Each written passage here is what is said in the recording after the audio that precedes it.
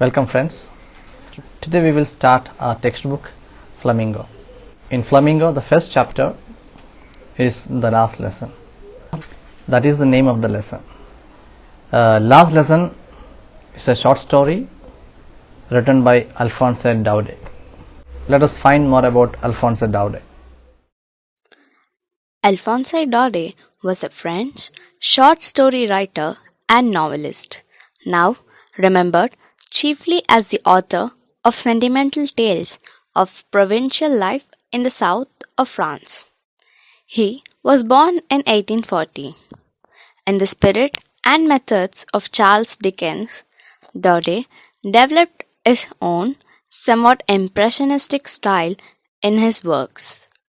In the Franco-German War, which had a profound effect on his writing, Daudet was enlisted in the army. His experiences, his milieu, the men whom he knew, and the people who played a more or less important role in Paris life were all worked into his novels.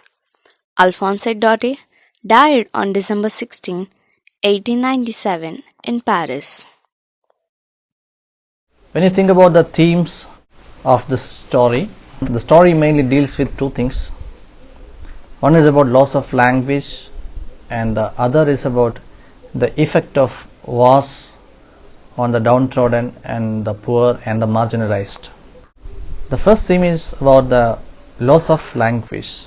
When a language dies, we lose a part of us. In fact, language defines us, our personality, our culture, our thought process, and it is like a part of our body, like our eyes or our heart, not the symbolic heart but the biological heart.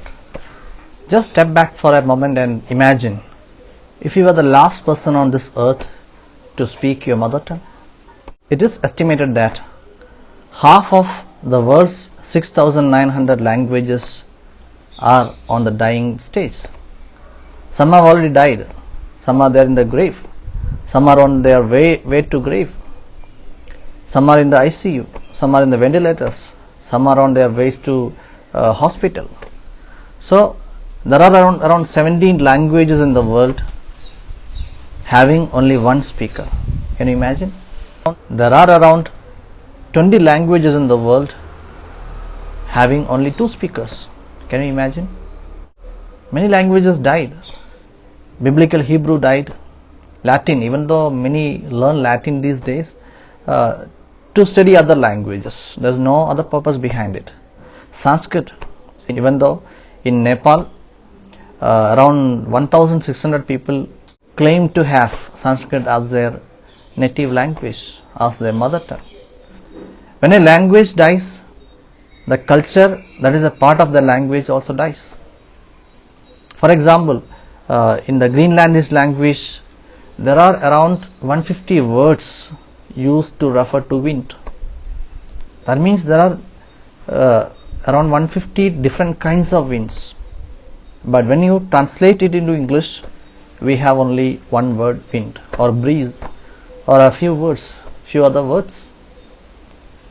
So when that language dies, when the last person who speaks that language dies, we are losing these different varieties of wind. And some languages are purposefully killed by the conquerors, destroyed by the conquerors. All the conquerors knew very well that the best way to destroy a culture is to destroy their language. Snatch away the mother tongue from a group of people. Steal away the mother tongue, steal away the native language, infuse some other language to them. So they'll forget their own language and their own culture. You destroy the language, you can destroy the people. In 1984, a novel written by George Orwell, he speaks about the power of language to control the minds of people. The totalitarian government in the novel takes away certain words from the language, or bans certain words from the language, so that the people will no longer be able to protest against the government. Here in the story, the last lesson, the two provinces of Alsace and Lorraine were captured by Prussia. and an instruction came from Berlin not to learn French anymore. So they were forced to learn German language, and how it affects the people of a village, how the order affects the children and the elderly people of this village. It is seen through the perspective of Franz, a small boy who was very reluctant to learn. Another theme that we can see is how war and conquest affect the most vulnerable members of the society. Most of the wars affect children and women, because in order to study a society, in order to find out the algorithms of a society, you always have to start from the bottom, start from the grassroots level. The Indian economist who got the Nobel Prize recently supports this idea. Mr. Banerjee says you should study economy from the bottom. Maxim Gorky's autobiography's third volume is titled My Universities. He always considered the poor and the deprived as his greatest teachers. He considers Maury, a cook, as his best teacher.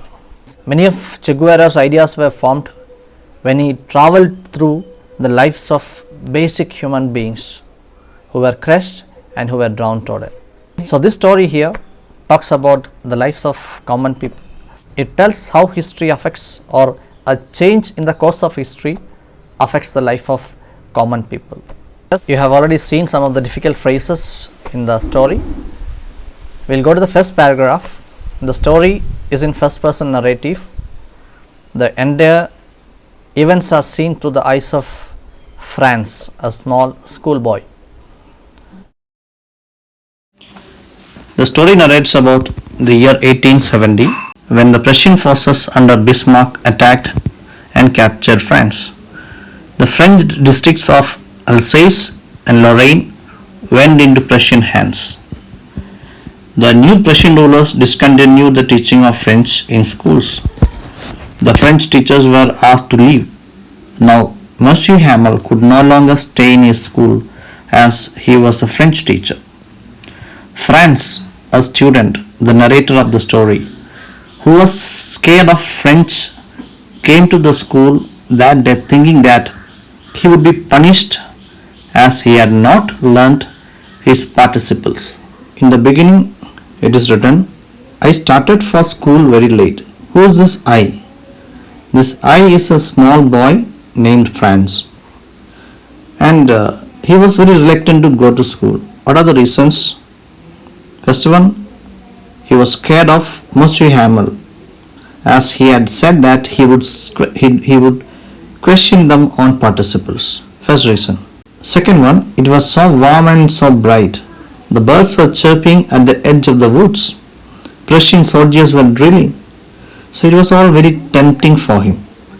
This is the main content in the first paragraph. Now when we move to the CBSE previous question papers, these questions were asked from this first paragraph. What was Franz expected to be prepared for the school that day? I request you to write it in your notebook. Then second, what tempted Franz to stay away from school? It is asked in 2014. Here M. Hamel is Monsieur Hamel. In French, an equivalent word for Mr. is Monsieur. So it is Monsieur Hamel. And first paragraph, there are many pleasant things, but all those pleasant things change into something unpleasant. So there is a contrast from the first paragraph to second paragraph.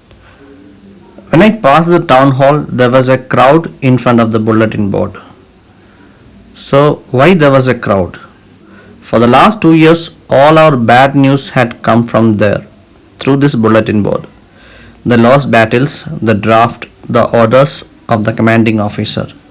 Whatever bad news related to war used to come through this bulletin board. So this is very important. Bub is a word used for small boys, small children.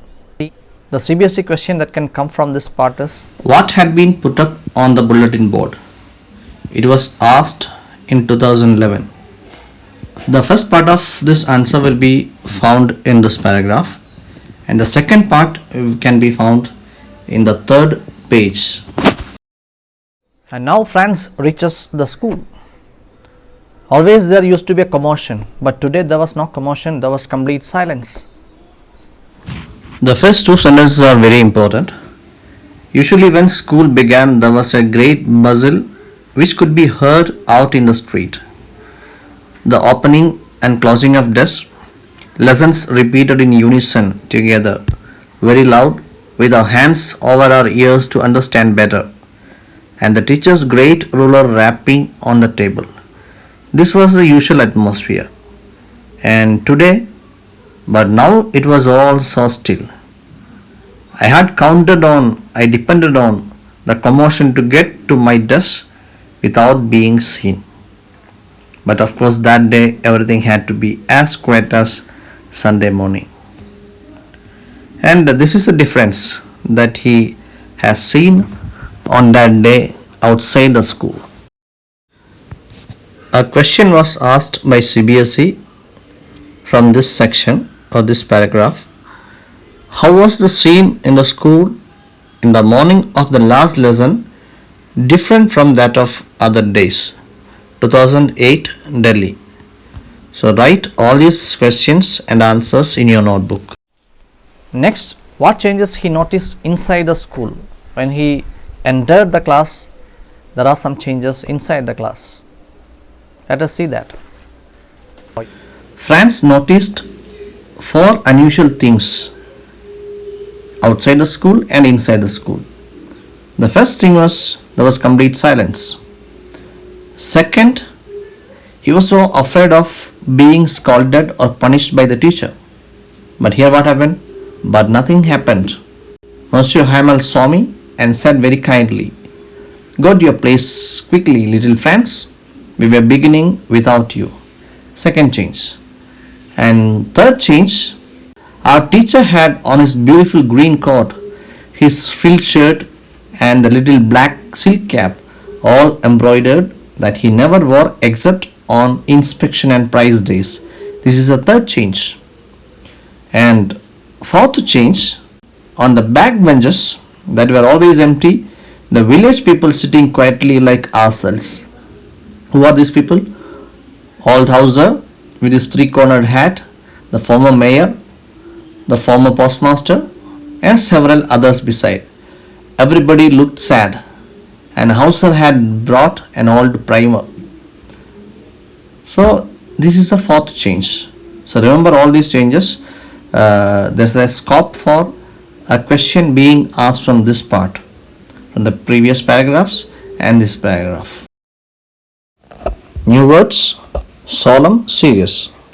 Primer is a basic reader of any language. Three-cornered hat is a kind of hat you'll see in Pirates of the Caribbean, where John Depp wears a three-cornered hat.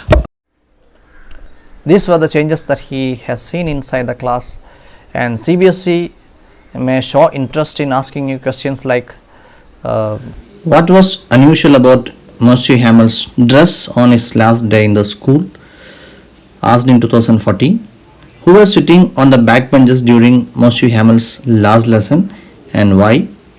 2014. What changes did the narrator find in the school when the order from Berlin came? Now comes the shocking news. What was this shocking news for Franz?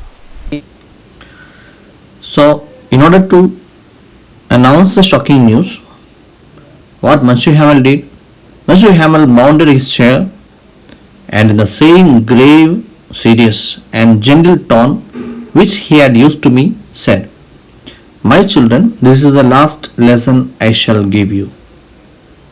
That is the shocking news. The order has come from Berlin to teach only German in the schools of Alsace and Lorraine. The new master comes tomorrow. This is your last French lesson.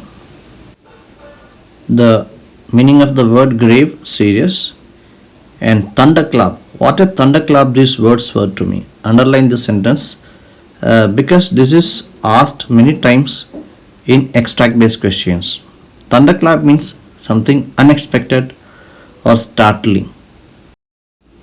When you answer the third question, what had been put up on the bulletin board, you have to write the first part of the answer from that paragraph, that is second paragraph, and the second part of the answer should be taken from this paragraph. What was the content of the bulletin board? That is given in this paragraph. So the pattern of the story is like, it starts from a very light tone, and when it progresses, it comes into core of what Alphonse Daudet wants to convey to us. So the tone grows serious and serious when the story progresses. I hope you enjoyed today's lessons. Read this part 2-3 times and mark the difficult words and underline the important points in this part. The next day we will see the second part. Thank you.